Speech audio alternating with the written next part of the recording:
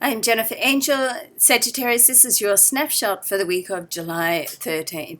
Now, there's a lot of aspects happening this week. There's a lot of confronting, frustrating, challenging aspects, but there's some good inspiration as well.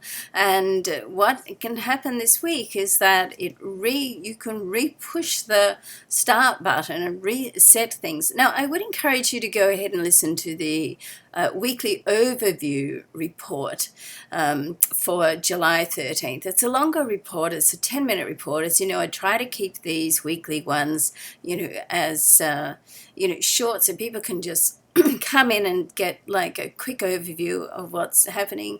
And but the weekly overview, really, I go into all the aspects. So it's a great report if you can spare the 10 minutes. At the end of that report, or towards the end of it, I did make an error between Mars and Venus. It should have been Mars and Mercury. Those two planets, the symbols for those planets look very similar.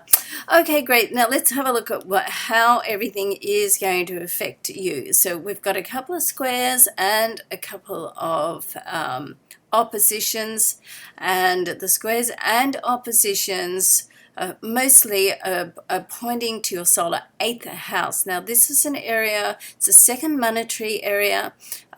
Two of the oppositions are going to be Pluto, which is in your solar 2nd house, all to do with money and possessions as well. And the 8th house is dealing with other people, or with if you've got some projects going that other people are perhaps financing, or you're waiting for money to come through. There's likely to be some delays around that, or some alterations, certainly some frustrations. But if things have been perhaps stagnant somewhat, then this is a week that they can really just push through. So because when things are all like rosy and we're just sailing along, and it's all become stagnant, then there's no movement. So what happens this week with all this activity? There is definitely movement. Okay, so although it can appear to be somewhat challenging, because the two of the squares are also with the Sun and Mercury, and with Uranus, and Uranus sits in your solar 5th house, very much to do with teamwork. So you could be having issues to do with business or personal area very much to do around finances. So guess what? It needs to be sorted out, and this week it can be.